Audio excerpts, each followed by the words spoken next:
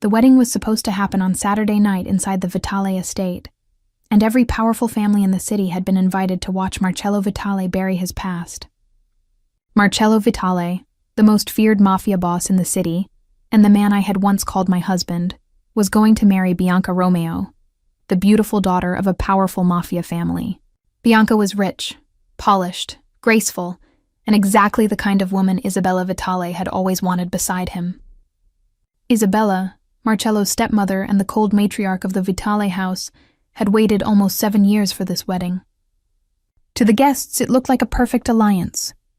To Bianca, it looked like a future. To Isabella, it looked like victory. But to me, Elena Vale, the wife who had disappeared from Marcello's life almost 7 years earlier, it looked like the final closing of a grave that had never held a body. I am Elena Vale, and I am telling you this after everything happened, after the wedding that never became a wedding, after Bianca Romeo removed her veil and walked away, after Isabella Vitale's perfect celebration turned into the night every lie began to bleed, and after my son asked Marcello if he could still be his friend even after becoming his father. What Marcello said when he saw me again, why he believed I had ended our child, why I disappeared while still carrying his son, and what happened when he walked into his own wedding with the boy he never knew, was a live shock to everyone. Watch this story until the end, subscribe to the channel, and tell me in the comments where you are watching from. To understand how the most feared mafia boss in the city became friends with his own son without knowing it, I have to start with the morning Leo's broken red toy car rolled into Marcello Vitale's path. Leo Vale, my 6.5-year-old son, was old enough to argue that the half mattered, young enough to believe a broken toy car needed rest before it could be fixed, and innocent enough to think his father was only a question his mother was not ready to answer. He did not know Marcello Vitale was his father. Marcello did not know the child he had mourned was living only a few miles away from the wedding altar. And I had spent 6.5 years keeping those two worlds apart, telling myself silence was safer than truth, telling myself Marcello would never find us, telling myself a mother could survive being hated as long as her child stayed alive. 3 days before the wedding, Marcello walked into the Children's Therapy Center where Leo spent 2 mornings a week. He came there to sign a donation paper for his foundation, take a photograph, and leave before the laughter of children could touch the wound he had buried under black suits and colder silence. He did not come looking for me. He did not come looking for a child. He did not know that the little boy sitting in the bright clinic corridor, with one loose shoelace and a red toy car missing half a wheel, was the same child he believed had died before he was born. One of Marcello's guards told Leo to move, but my son looked up from the floor and said, "I am moving." "My car is not." The guard stepped closer. Leo held the toy car to his chest and frowned like the man had insulted someone helpless. "She is injured," he said. "You don't rush injured things." The whole corridor went silent. Parents stopped whispering. Nurses stopped walking. The clinic director froze with a nervous smile on his face. Everyone knew who Marcello Vitale was. Everyone knew men did not block his path. Everyone knew children were usually pulled aside before danger noticed them. But Marcello noticed Leo. Instead of ordering him moved, the most feared mafia boss in the city lifted one hand and stopped his guard. Then he did something no one in that corridor expected. He bent one knee, then the other, and Marcello Vitale knelt in front of my son. Leo looked at him like he was not a monster, not a boss, not a man the city feared. To Leo, he was only a tall man in a black suit who had finally come down low enough to listen. Marcello asked him his name, and Leo told him about Rocket, the broken red toy car that apparently had feelings, injuries, and rights. When Marcello asked his age, Leo proudly said he was 6.5, and the half was important, because nobody was allowed to steal part of his age. Marcello went still. He did not know why those words hit him. He did not know why this small boy's age suddenly made the air harder to breathe. He only knew that if the child he believed he had lost had lived, that child would have been almost this age. Old enough to talk, old enough to laugh, old enough to sit in a clinic corridor and argue with armed men about a broken toy car. Then Leo pointed at him and said, "You are hiding a smile." Marcello said he was not, but Leo shook his head and told him his face was just bad at practice. By the time I reached the clinic, my son had already given Marcello 3 rules for friendship. Nobody could step on Rocket. Guards could not use angry voices with children. And if Leo said smile practice, Marcello had to try. Marcello told him his name, and Leo decided Marcello was too heavy for a friend, so he shortened it to Mark. No one in the Vitale world called him that. Not his men, not his enemies, not even Bianca Romeo, the woman waiting to marry him on Saturday night. But my son said it like he had the right to make a feared man sound human, and Marcello let him. That was what I saw when I walked into the corridor. My little boy was holding Marcello Vitale's hand. The man I had run from was kneeling in front of the child I had run to protect. Leo turned toward me with the happiest smile on his face and said, "Mama, meet Mark. He is my friend." That was the moment Marcello looked up, and the past I had spent almost 7 years hiding found me in the middle of a children's clinic. For 1 second, no one moved. Not the nurses, not the parents, not Marcello's guards, not even Leo, who was still smiling because he did not understand why his mother had stopped breathing. Marcello rose slowly from his knees, his hand still near Leo's shoulder. His eyes locked on my face as if he had seen a ghost and hated himself for wanting to touch it. I had imagined this moment too many times in too many nightmares.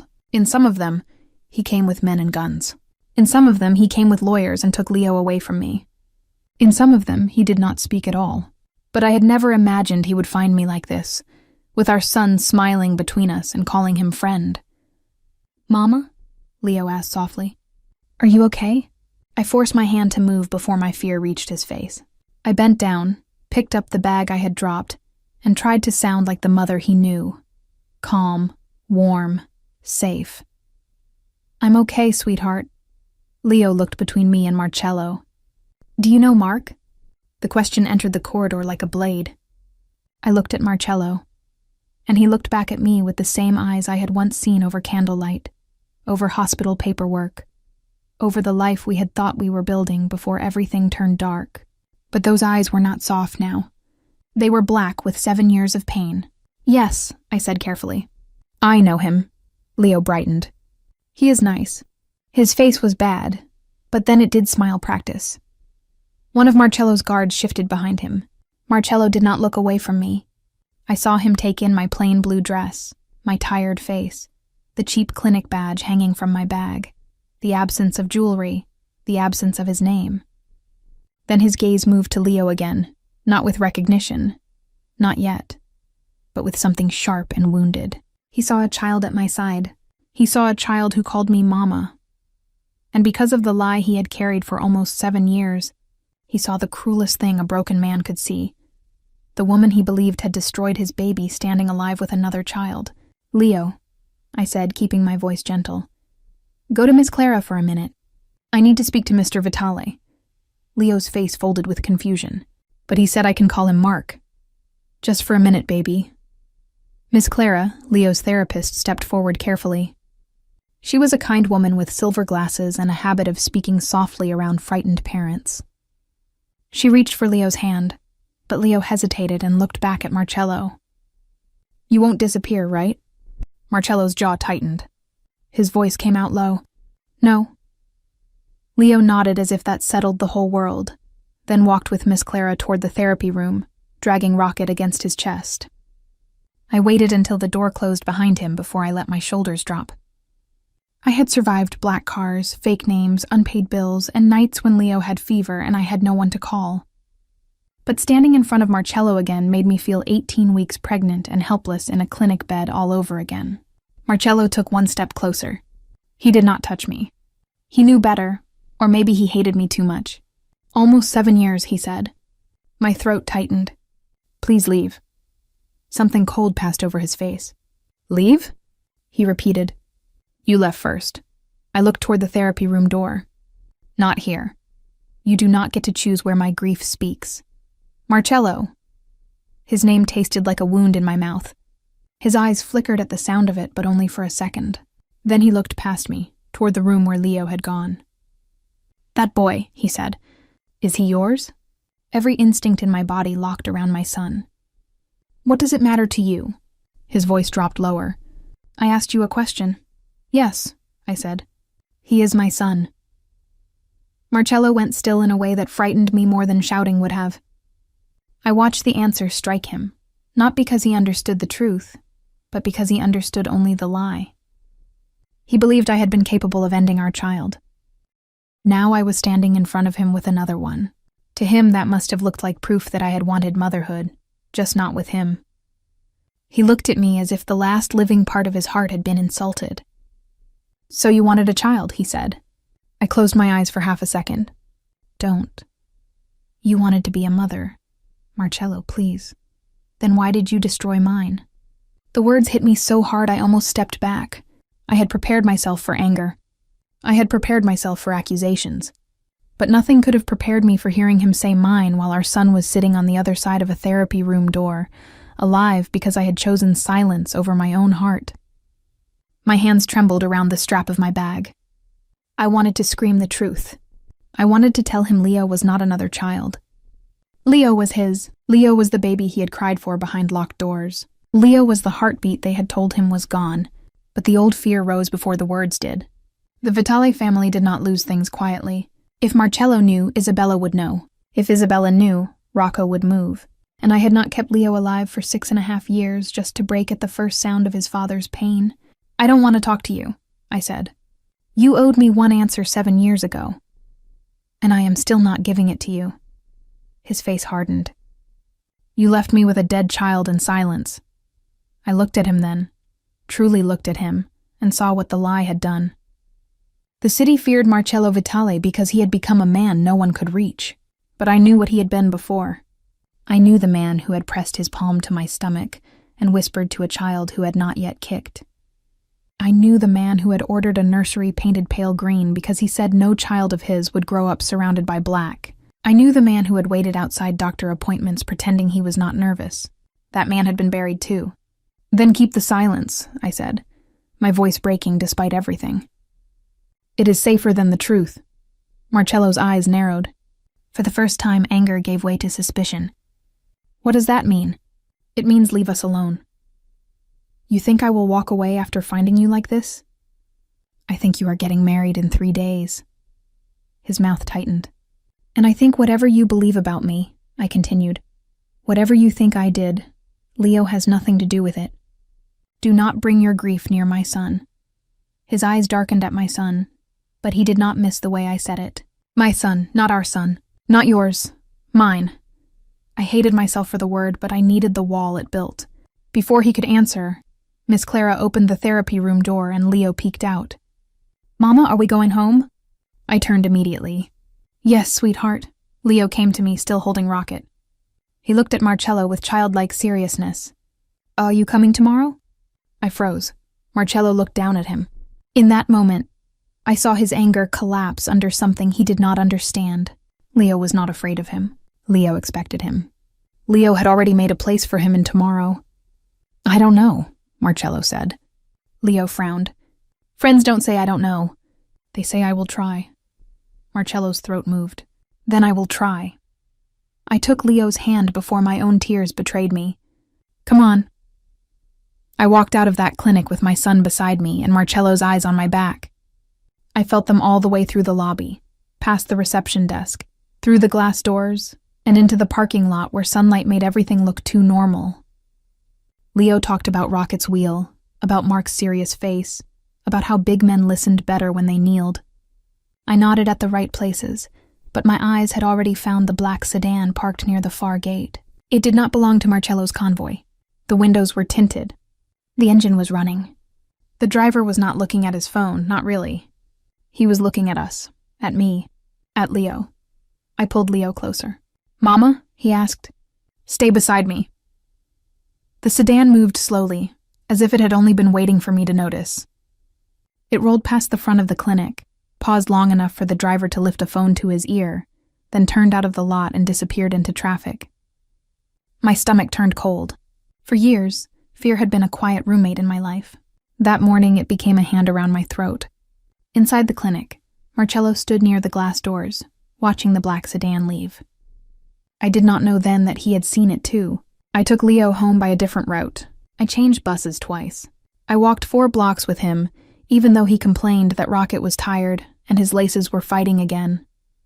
By the time we reached our small apartment above a closed bakery, my hands were numb from holding his. I locked the door, checked the window, checked the hallway, then made Leo soup because normal mothers made soup after therapy. Normal mothers did not stare through curtains waiting for a car to return. Did Mark make you sad? Leo asked at the kitchen table. I nearly dropped the spoon. Why would you ask that? Your eyes did the thing. What thing? The thing when you smile with your mouth but not the rest. I sat across from him and touched his hair. Mark is someone I knew a long time ago. Leo stirred his soup with unnecessary concentration. Was he bad? I thought about the man who had once loved me. I thought about the man who had looked at me in the clinic like I had buried his heart with my own hands. No, I said quietly. He was not bad. Then why did you look scared? Because the past had found us. Because your father had touched your hand. Because if he asked the right questions, the world I built around you could break before nightfall. I swallowed all of that and said, sometimes people from before make grown-ups remember things they don't want to remember. Leo nodded like he understood more than I wanted him to. Can I still be his friend? The question hurt so much I had to look away. We'll talk about it later. Mama. Leo. He sighed with the full tragedy of 6.5 years old. Later means no. Not always. Mostly. Despite myself, I smiled. He smiled back, and for a moment the fear softened. Then my phone buzzed on the counter. I flinched before I saw the screen. Unknown number. No message. Just one missed call. I did not sleep that night. Marcello did not sleep either. I learned later that after I left the clinic, he stood in the director's office and signed the donation papers without reading a single line.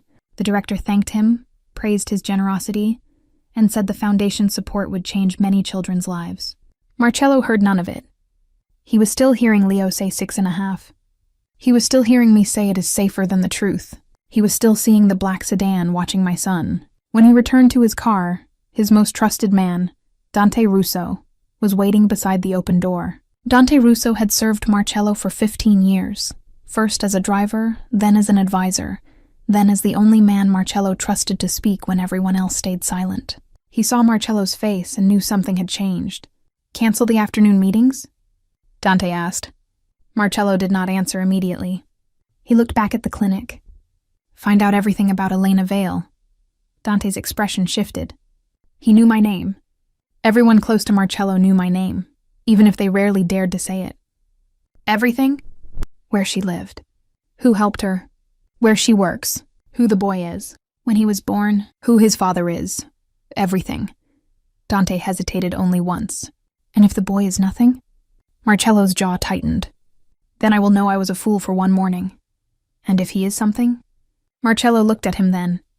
And the coldness in his eyes was not the coldness of a Mafia boss. It was the terror of a man standing at the edge of a truth he wanted and feared in equal measure. Then someone lied to me, Marcello said. And I want to know who before Saturday. By morning, Dante had the first pieces. I lived under my maiden name. I paid cash when I could. I worked part-time at a small design office and part-time from home stitching alterations for women who paid late and complained early. Leo's birth certificate listed me as the mother. The father's line was blank. His birthday was 5 months after the night Marcello had been told our pregnancy was gone. 5 months. That was the number that changed everything. Dante placed the file on Marcello's desk before sunrise. Marcello sat behind the blackwood table in his study, the same room where Isabella had once brought him a divorce packet with my name on it. The estate outside was already preparing for the wedding. Trucks arrived with flowers. Staff carried boxes through halls. Bianca's family sent wine, silk runners, and a list of last-minute guest changes. Somewhere in that house, Isabella was building the celebration she believed would end my memory forever. Marcello opened the file. Leo Vale. Born 5 months after Elena Vale disappeared. No father listed. No known male guardian. Multiple addresses in 6 years. Medical bills paid in cash. School emergency contact, Elena Vale only. Therapy center notes. Child asks about father, but mother requests staff not discuss paternal history. Observant, verbal, anxious during unexpected pickups. Attached strongly to mother. Marcello stared at the page until the words blurred. 6.5. 5 months, no father. Elena's silence. Truth is safer than silence? No, it is safer than the truth. He stood so suddenly his chair struck the wall behind him. Dante did not move. Where is she now? Marcello asked. Apartment above a bakery on East Mercer. She drops the boy at school at 8. Marcello grabbed his coat. Dante stepped in front of him. It was a dangerous thing to do, but Dante had survived by knowing when to risk his life for the right reason. You cannot go there with anger. Marcello's eyes cut to him. Dante held his ground. If that boy is yours, then the first thing he sees cannot be you breaking his mother. Marcello looked away. The words struck because they were true. For almost 7 years, he had imagined what he would say if he saw me again. None of those imagined conversations had included a child, a toy car, or the possibility that his grief had been built on a lie. When I opened my apartment door that morning, Marcello was standing in the narrow hallway alone. No guards visible, no raised voice, no weapon in his hand. But he looked more dangerous than he had in the clinic, because now he was not guessing blindly. He had numbers in his eyes. I tried to close the door. His hand caught it before it shut. "Leo was born 5 months after you disappeared," he said. My heart stopped. "Move your hand. You were still pregnant when you left." "Marcello, not here. Tell me I'm wrong." Behind me, I heard Leo in the kitchen humming to himself over cereal. I stepped into the hallway and pulled the door almost closed behind me. "Please don't." His face changed. The plea answered more than denial would have. "Is he my son?" he asked. I looked down the hallway, at the peeling paint, at the old carpet, at the little life I had built because I had no choice. For 6.5 years, I had held this truth in my mouth until it became part of my bones. I had lied to landlords, doctors, teachers, neighbors, my son, and myself. But I had never stood in front of Marcello and lied directly to his face about Leo. Maybe some part of me had been waiting for the day I would finally fail. "He is mine," I whispered. "I know he is yours." Marcello's voice shook for the first time. "I am asking if he is mine too." The hallway seemed to tilt. "Yes," I said. Marcello did not move. He did not breathe. The most feared man in the city stood outside my door like a man who had just been stabbed in a place no one could see. "Yes?" he repeated. I nodded once because if I spoke again I would break. His hand fell from the doorframe. "You let me believe he was dead." "No. You hid my son from me. I hid him from the people who tried to make sure he never lived." His eyes sharpened. "What are you talking about?" I shook my head. "You need to leave." "Elena." "No. You found him once by accident. Do not make me run again." Something in his face cracked. "You think I would take him from you? I think your family tried once before he was even born." He stared at me, and I saw the exact moment his anger began to turn. Not disappear, never disappear, but turn toward the shape of a truth he had not allowed himself to imagine. "Tell me," he said. "I can't." "You can. If I tell you, they will know I told you." "Who?" I closed my eyes. "Isabella?" he asked. I did not answer. "Rocco?" My silence did answer. Marcello stepped back as if the hallway had become too small for him. For years, Isabella had been the voice beside his grief. The stepmother who told him I was selfish. The woman who urged him to move on. The woman arranging his wedding to Bianca in 3 days. Rocco had been the uncle who handled files, clinics, papers, lawyers, problems. I saw the names enter Marcello's mind and refused to leave. The apartment door opened a little wider behind me, and Leo peeked out with cereal milk on his upper lip. "Mama, is Mark here?" I turned quickly. "Go inside, sweetheart." Leo looked at Marcello. His face brightened. "You came back."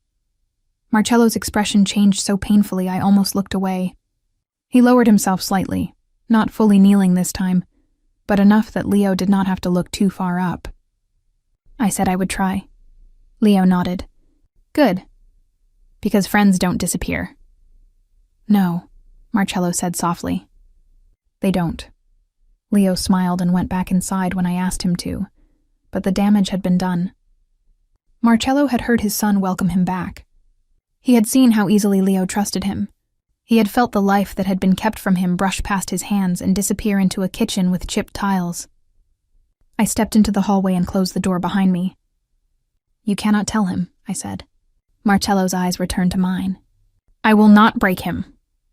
You don't know what your world does to children. I know what it did to mine." The words fell between us. Then I told him only what I could bear to say. Not everything. Not the full night. Not the forged divorce. Not the audio. Not yet. I told him that the clinic emergency had not been what he thought. I told him that I had never signed what they showed him. I told him I had woken up and been told the baby survived. I told him someone from his family had warned me that if I came back, the next report would not be fake. I did not explain every detail. I could not. Some memories still had teeth, but I gave him enough to make the floor vanish under him. Marcello listened without interrupting. His face did not change much, but his eyes did. The hatred that had lived there for years began to lose its place. Under it was something worse. Guilt. I came to that clinic, he said. They told me you had signed. I signed something, because they told me the baby needed help. They showed me video. They showed you what they wanted you to see. They told me you refused to see me.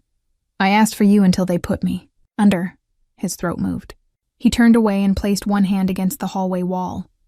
For a moment, I thought he might break it. Instead, he lowered his head. Inside the apartment, Leo laughed at something on the small television. Marcello closed his eyes. I hated you, he said. I know. I hated you because they told me you killed him. I know. His voice became rough, and he was eating cereal behind this door. I pressed my hand over my mouth because the truth sounded unbearable when he said it. Before either of us could speak again, my phone buzzed in my pocket. I took it out with shaking hands. Unknown number again. This time there was a message. Stay away from Marcello Vitale, or your son won't make it to his 7th birthday. I stared at the words until they blurred. Marcello noticed my face. What is it? I tried to hide the phone, but he took one step closer. Not touching me, not forcing me, only looking. My hand trembled too badly to lie. I turned the screen toward him. He read the message. The hallway went colder. For the first time since I had known him, Marcello Vitale did not look like a man trapped between grief and love. He looked like the Mafia boss the city feared. Pack a bag, he said. No. Elena. No, this is exactly what I was afraid of. The second you came near us, they saw. They were already watching you. I remembered the black sedan and felt sick. Marcello's voice lowered. Listen to me carefully. I will not take Leo from you. I will not tell him anything before you agree. I will not drag him into my house like a trophy. But from this moment on, no one touches either of you without going through me. You don't understand, I whispered. That is what they want. If Leo becomes yours, he becomes theirs. Marcello looked at the closed door behind which our son was humming. Then he looked back at me, and something ancient and brutal settled into his face. No, he said. He becomes mine to protect. Not theirs to own. I wanted to believe him. God help me. Some part of me had never stopped wanting to believe him. But believing Marcello had once cost me everything except my child. And now my child was the only thing I had left. I stepped back toward the door. I kept him alive without you, I said. His eyes softened, and that hurt more than his anger. I know, he said. And now they know he is alive too. The phone buzzed again before I could answer. Another message appeared. Run again if you want. We found you once. We can find the boy anywhere. Leo called from inside. Mama, my cereal got soggy. I looked at Marcello. He looked at the phone. And in that narrow hallway above an old bakery, with our son waiting behind a thin wooden door and his wedding 3 days away, the past stopped being a secret. It became a threat. It became a threat. For 6.5 years, I had lived with fear like a locked door inside my chest. I knew how to sleep lightly, how to change routes, how to memorize exits, how to smile at teachers while wondering whether the man across the street was watching my son. But fear was different when Marcello was standing beside me. It did not feel smaller. It felt louder, because now the danger had a name, a past, and a family powerful enough to make lies look legal. Marcello read the second message twice, then lifted his eyes to mine. They found you before I did. I hated that he was right. I hated that the black car outside the clinic had not been my imagination. I hated that Leo was inside the apartment worrying about soggy cereal, while men who had once turned my pregnancy into a funeral were now threatening his 7th birthday. I need to get him away from here, I whispered. Yes, Marcello said, but not by running blind. I have been running blind for years, and that is over. The old part of me wanted to slap him for saying it like a command. The weaker part wanted to fall into his chest and believe him. I did neither. I opened my apartment door just enough to look at Leo. He was standing on a chair at the sink, trying to pour his soggy cereal into the garbage with the serious focus of a surgeon. His pajama shirt was twisted at one shoulder. His hair was messy. His little red car, Rocket, sat on the counter like a patient waiting for treatment. He looked so normal that it hurt. "Leo," I said, keeping my voice steady, "pack your school bag." He looked over his shoulder. "Are we going somewhere?" "For a little while. Is Mark coming?" I felt Marcello go still beside me. It was such a small question, but it carried everything. Leo had known Marcello for less than a day, and already he had placed him in the category of people who might come. People who might stay. People who might matter. Marcello stepped into the doorway slowly, carefully, as if the apartment belonged to a frightened animal, and he did not want to make it run. "I am coming," he said. Leo studied him. "You look extra serious again." Marcello's mouth moved, not quite a smile. "I am working on it." "Good," Leo said. "Because practice means you don't quit." Marcello looked at me then, and the words hit both of us in different places. I packed Leo's things with shaking hands. 2 shirts, 1 sweater, his toothbrush, his school notebook, the blue dinosaur socks he refused to sleep without, and Rocket, because Leo said cars also needed emotional support when houses changed. Marcello did not rush me. He stood near the door, speaking quietly into his phone, giving orders I could not fully hear. No sirens, no shouting. No men bursting up the stairs with guns in their hands. Just quiet movement below the window. Cars repositioning, shadows becoming protection. When we stepped outside, the street looked almost ordinary. A woman carried groceries. A bus sighed at the corner. Somewhere a dog barked. But Marcello's men were there now, dressed like strangers, standing like walls. Leo noticed immediately. "Are those your friends too?" he asked Marcello. Marcello glanced at the men, then back at Leo. "Something like that." Leo leaned closer to me and whispered loudly, "They need smile practice too." For 1 second, through fear and danger and 7 years of grief, I almost laughed. Marcello heard it. His eyes softened, and I hated him for still being able to reach me with silence. He did not take us to the Vitale estate. I would not have gone. And maybe he knew that. Instead, he took us to a small private house on the edge of the city, a place hidden behind iron gates and old trees, with cream walls, bright windows, and no family portraits watching from the halls. He told me it belonged to no one in the Vitale family. It was held under a company name only Dante Russo knew. Dante was the trusted man who had served Marcello for 15 years, and when he opened the door for us, his eyes moved to Leo with a kind of careful respect that made me trust him more than I wanted to. "There are 2 bedrooms upstairs," Dante said. "Kitchen is stocked. No staff inside unless you ask." "I am not a prisoner," I said. Marcello turned to me. "No? Then don't put guards on every door like I am one. They are not there to keep you in. They are there to keep them out." "Them," I repeated. He did not answer, and that was answer enough. That night, Leo fell asleep in the upstairs bedroom after making Marcello promise Rocket would not be inspected by serious adults. I sat beside the bed until his breathing slowed, until his fingers loosened around the blanket, until I could almost convince myself that the world had not split open again. When I came downstairs, Marcello was standing in the living room with a folder in his hand. Dante stood near the fireplace, his face grim. Marcello looked at me. "There is something else." I had no strength left for something else. "What?" He opened the folder and placed a page on the table. "The divorce." I stared at him. "What divorce?" His face changed at my answer. Whatever he had expected, it was not that. "The one you filed 3 months after you disappeared." "I never filed for divorce." Silence filled the room. Dante looked down. Marcello's hand tightened on the back of the chair. "Isabella brought me a packet. Your signature, a letter, a request to be free of the Vitale name." My stomach turned. "I never signed anything." "I signed a non-contest acknowledgement because they told me you wanted it finished quietly." "You signed?" The word came out broken. His eyes closed for half a second. "I thought you had already left me in every way that mattered." I looked at the paper. There was my name at the bottom, curved and delicate, close enough to my real signature that someone who loved me and hated me at the same time might believe it. Elena Valevitale. A fake letter beside it said I wanted no contact, no property, no claim, no memory. It said there was no living child from the marriage. That line made me sit down before my knees failed. No living child, I whispered. Marcello's voice was rough. They erased you twice. Once from my child, once from my name. I covered my mouth with my hand. For years I had believed Marcello had let me go because he hated me. He had believed I had asked to be freed because I had no shame. We had been standing on opposite sides of the same locked door, both bleeding, both thinking the other had turned away first. Dante placed another document on the table. The decree was pushed through by a judge connected to Rocco. Service records are false. Notice was never delivered to Mrs. Vitale.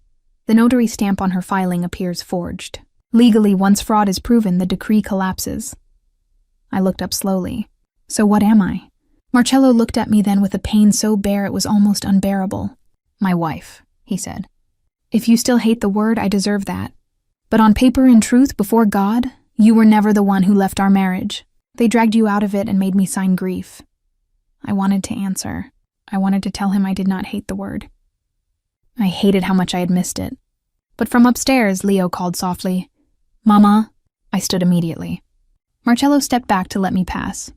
He did not follow me. That restraint did more damage than force would have, because I remembered a time when Marcello had known exactly when to come closer and when to let me breathe. I found Leo sitting up in bed, eyes half open. "Did the house change again?" He mumbled. "No, baby. You just woke up.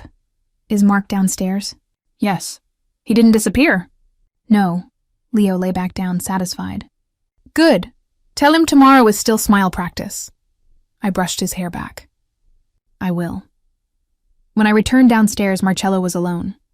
Dante had gone. The fake divorce papers were still on the table between us like a dead thing dug out of the ground. "Leo asked if you disappeared," I said. Marcello swallowed. "What did you tell him?" "That you didn't." He nodded once, but his eyes shone. Not with tears. Marcello Vitale did not cry easily, but something in him was close to it. "I don't know how to do this," he said. "Do what?" "Stand near him without telling him. Look at him without reaching for years I don't deserve. Hear him call me Mark when every part of me wants to hear father and knows I have not earned it." I looked toward the stairs. He is a child, Marcello, not a confession booth.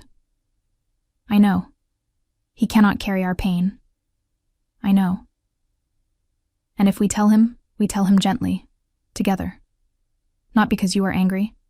Not because Isabella forced our hand. Not because you need him to fix what they broke in you. His face softened at my words. "Together," he said. The next morning, Marcello made pancakes badly. It was such a strange, impossible thing that for several minutes I simply stood in the kitchen doorway and watched the most feared Mafia boss in the city burn one side of a pancake while my son instructed him like a tiny, disappointed chef. Leo wore dinosaur socks and had flour on his cheek. Marcello stood in a white shirt with the sleeves rolled up, looking more helpless in front of a frying pan than he had ever looked in front of armed men. "You flipped too early," Leo told him. Marcello stared at the pancake. It was smoking. That means it was angry, not ready. I pressed my lips together. Marcello looked over his shoulder and caught me almost smiling. For one heartbeat, the kitchen became a ghost of the life we might have had. A child at the counter. Morning light. His hands busy with something harmless. My body remembering a happiness my mind had forbidden. Then Dante entered the doorway, and the ghost vanished. Marcello saw his face and set the spatula down. "What?" Dante glanced at Leo. Marcello's voice changed. "Outside," I stiffened. "No. If this concerns Leo, I hear it." Marcello looked at me, then nodded. Dante stepped closer and lowered his voice anyway. The black sedan from the clinic was traced to one of Rocco's shell drivers. We also found a second car near Leo's school this morning. They left when our men arrived. The kitchen went silent. Leo looked up from the flour on his fingers. "Is someone taking my school spot?" My heart twisted. Marcello crouched beside him. "No. Then why does Mama look scared?" Marcello looked at me, then back at Leo. "Because grown-ups sometimes make problems bigger than they need to be." Leo considered this. "Then make it smaller." Marcello's mouth tightened. "I will." I did not send Leo to school that morning. Marcello wanted to keep him inside the safe house, but Leo had a therapy session in the afternoon, and staying hidden would only frighten him more. We argued quietly in the hallway, while Leo rebuilt Rocket on the kitchen floor. They threatened his birthday, Marcello said. And if I lock him in a strange house with guards outside, he will know something is wrong. He should know enough to be careful. He is 6.5. He is my son. The words stopped both of us. Marcello looked away first. I am sorry. I folded my arms tightly. No, don't apologize for the truth. Just don't use it like a weapon. He nodded. Then we take him to therapy with protection he cannot see. I hated that I agreed. The attempt happened at 3:16 in the afternoon. Later, people would tell the story as if it had been a clean, controlled rescue. It was not. It was 27 seconds of pure terror. Leo's therapy center had a side exit used for children whose parents wanted to avoid the crowded front corridor. Miss Clara was walking Leo toward that exit because I was waiting in the car under Marcello's instructions. Marcello had been called to take an urgent message from Dante outside the building. His men were close, but close is not the same as holding your child's hand. Leo saw the black sedan first. He told me afterward that he recognized it because bad cars move slowly, even when they pretend they are not looking. It was too mature and too childish at the same time, and I hated that my son had learned to notice danger before he learned multiplication. The sedan stopped near the side entrance. A man stepped out with a clipboard and a fake clinic badge. He smiled at Miss Clara and said, Mrs. Vale asked us to bring Leo around front. There is an issue with her car. Miss Clara hesitated. That hesitation saved my son. Leo looked at the man's badge. Then he looked at the sedan. Then he remembered the friend rules he had made in a clinic corridor 2 days earlier. Guards cannot use angry voices with children. This man's voice was soft. Too soft, but his eyes were angry. Leo took one step back. I need my mama. The man reached for him. Miss Clara grabbed Leo's shoulder and pulled him behind her. Sir, you need to check in at the front desk. The man's smile vanished. The back door of the sedan opened. I saw it from the car. There are sounds a mother never forgets. A plate breaking in another room. A child coughing in the middle of the night. A small voice saying your name with fear in it. Leo shouted, Mama! And the world became nothing but distance. I ran. Marcello moved faster. He came from the side of the building like something released from a cage. One of his men slammed the sedan door before the second man could step out. Dante caught the man with the clipboard by the wrist and twisted him away from Leo. Miss Clara pulled Leo back so hard they both nearly fell. I reached my son and dropped to the pavement around him, my arms closing over his head, his shoulders, his shaking little body. I saw the car, Leo kept saying. Mama, I saw the car. I told Miss Clara, I did good, right? I did good? You did good, I said, kissing his hair, his forehead, anywhere I could reach. You did so good. My brave boy. My smart boy. Marcello stood a few feet away, holding the man by the front of his jacket. His face was no longer the face Leo had called bad at smiling. It was the face of Don Vitale, the man the city feared for a reason. Who sent you? Marcello asked. The man said nothing. Marcello looked at Dante. Take him. I knew what those words could mean in Marcello's world, and I looked up sharply. No? Marcello's eyes found mine. Not in front of Leo, I said. Something human came back into his face. He released the man to Dante without another word. His men moved quickly, quietly, blocking Leo's view as they pushed the attackers into another car. No gunfire, no blood on the pavement, no screaming except the sound still trapped in my chest. Leo reached one hand toward Marcello. Marcello froze. Then he crossed the distance and knelt in front of us, careful, slow, as if he did not deserve to touch what he had almost lost twice. Leo looked at him with wet eyes. You came, Marcello's voice broke. Yes. Fast, yes, Leo sniffed. Good. Because I was very busy being brave. Marcello let out a sound that was almost a laugh and almost pain. You were. Leo leaned forward and put his small arms around Marcello's neck. I watched Marcello close his eyes. I watched his hand lift, hesitate, then settle gently against our son's back. Something inside me gave way. Not forgiveness, not yet, but the first crack in the wall I had built out of fear. That night, Marcello did not ask whether I still planned to run. He already knew the answer had changed. Leo slept between me and the edge of the bed in the safe house, rocket tucked under his chin. Marcello stayed outside the bedroom door for hours, sitting in a chair like a guard who had finally understood what he was guarding. Around midnight, I stepped into the hallway. "You should sleep," I said. "So should you." I tried. So did I. We stood there in the quiet, both listening to Leo breathe. "They tried to take him because of me," Marcello said. "They tried to take him because of them." "Same blood." "No," I said. "Not the same." He looked at me. I wrapped my arms around myself. "You came for him." His face changed, but he said nothing. "Tomorrow is your wedding," I said. "There will be no wedding. You can cancel it quietly." "No?" "Marcello. They erased you quietly. They forged your name quietly. They made me mourn my son quietly. They let you raise him in fear quietly." His eyes darkened. "I will not end this quietly." I looked toward Leo's door. "He is not a weapon for your revenge." "No," Marcello said. "He is the reason I will not turn revenge into a war." That silenced me. Marcello stepped closer, still leaving space between us. "I want you there tomorrow." I shook my head. "I will not let them turn Leo into a scandal. He will not be the scandal. He will be the truth. Truth can still hurt a child. Then we protect him while we speak it." I wanted to refuse. I wanted to say I had spent years surviving by avoiding rooms full of people like Isabella, and I would not walk back into one willingly. But then I remembered Leo on the pavement, asking if he had done good because he had noticed the car. Running had not kept him safe anymore. Silence had become a door they could open whenever they wanted. "I ran once to save him," I said. "I won't run again while he watches." Marcello lowered his head like those words were a vow. The wedding day arrived bright and merciless. By noon, the Vitale estate looked like a palace dressed for a lie. White roses climbed the gates. Gold chairs lined the grand hall. Crystal chandeliers burned above polished marble. Guards stood at every entrance, but this time some answered to Marcello alone. Guests arrived in black cars and silk dresses, old Mafia leaders with daughters in diamonds, men who had once whispered about my disappearance, women who had pitied Bianca for marrying a man with a dead heart and envied her for getting the Vitale name anyway. Bianca Romeo stood in a private room upstairs wearing a gown so perfect it looked untouched by life. She was beautiful, but not cruel.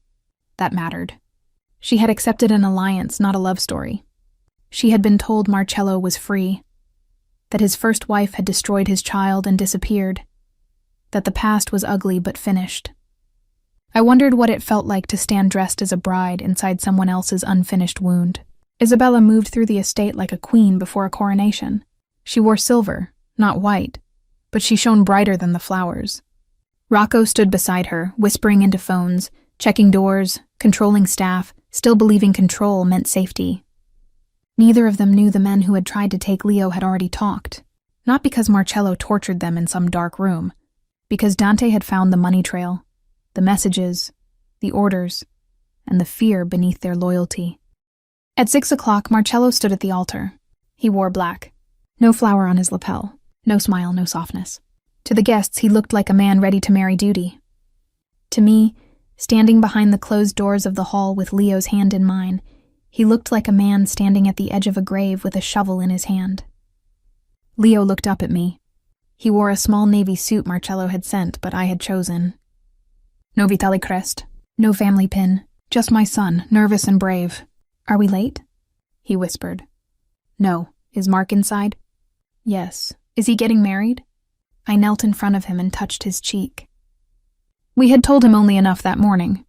That Marcello was someone important from before, that people had lied. That today we were going to help tell the truth.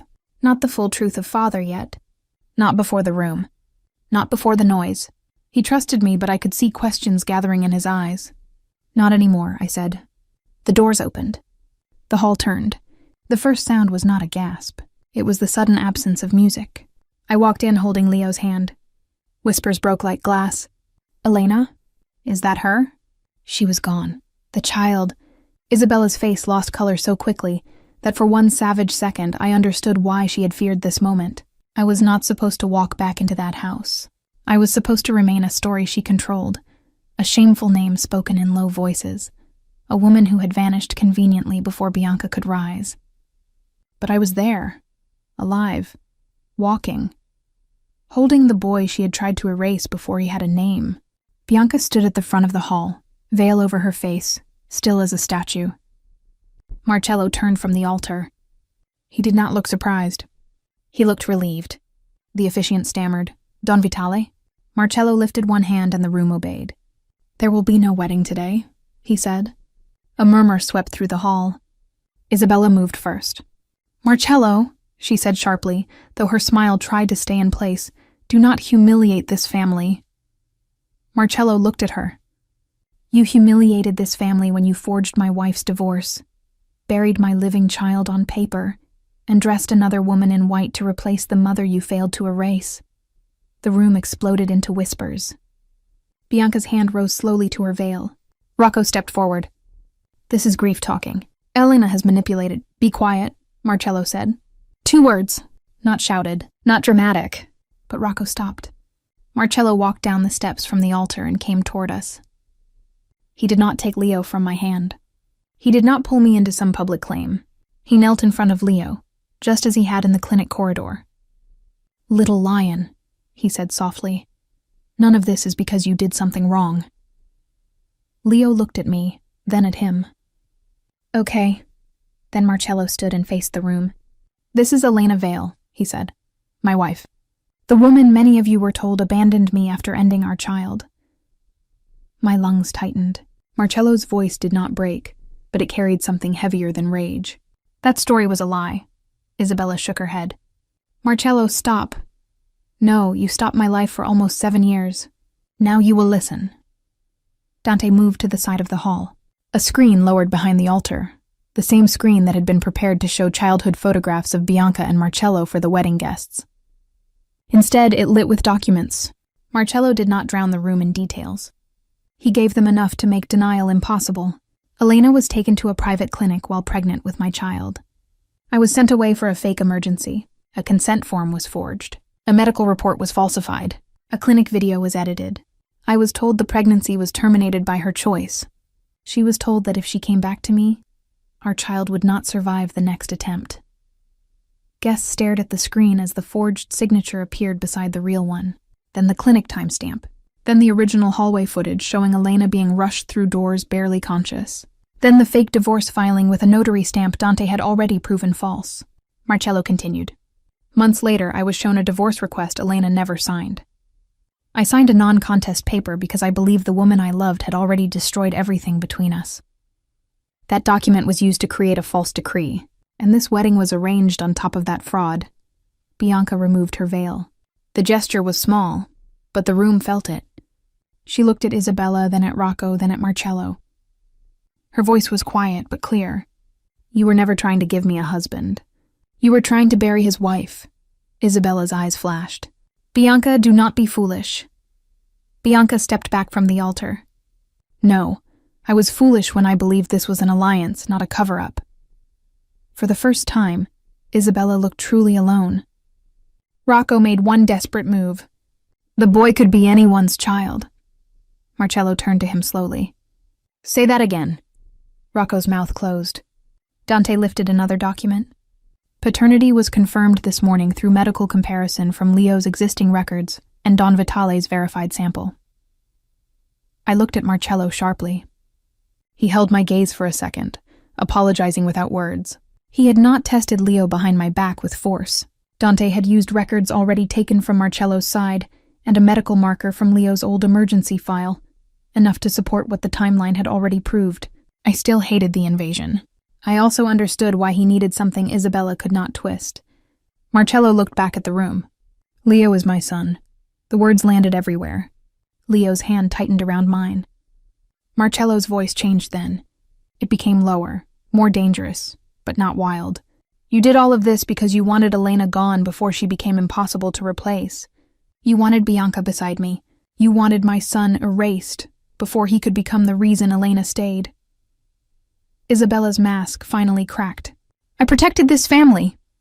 "No," Marcello said. "You protected your control." She was nothing. The room went silent. Marcello stepped closer to her. She was my wife. She would have ruined you. She saved my son. Isabella's eyes flicked toward Leo, and I moved instinctively in front of him. Marcello saw it. Everyone saw it.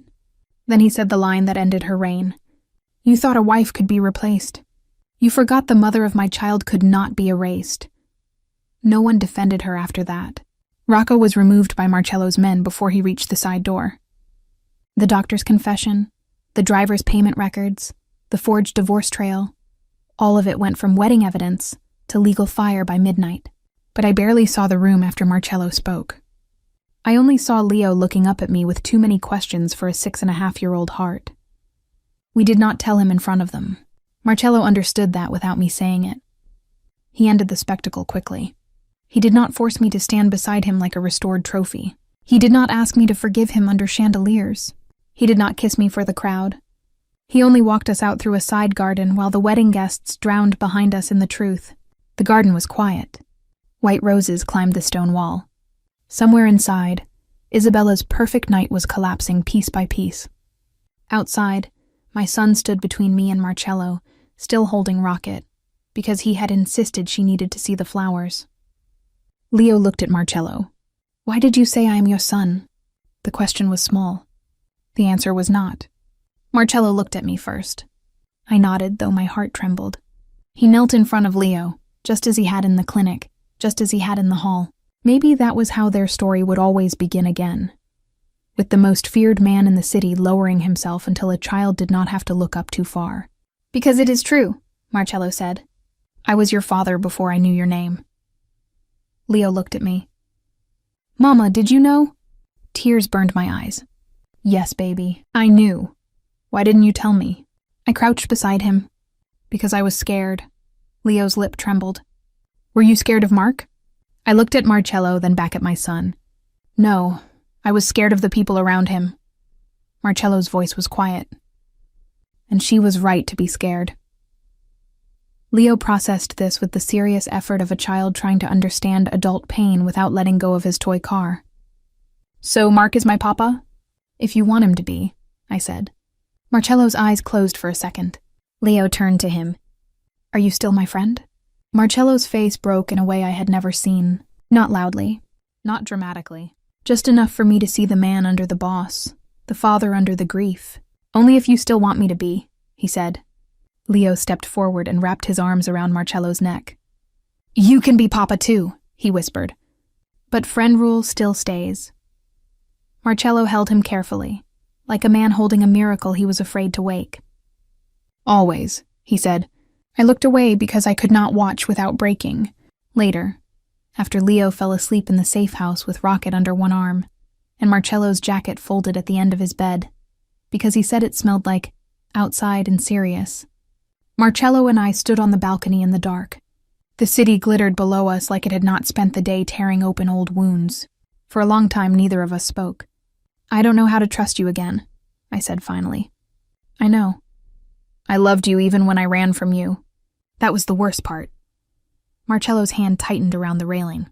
I hated you because it was easier than admitting I had failed you. You believed them. Yes. You did not come for me.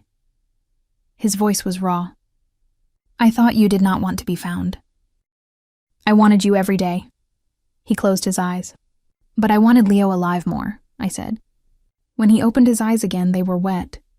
I will spend the rest of my life understanding that.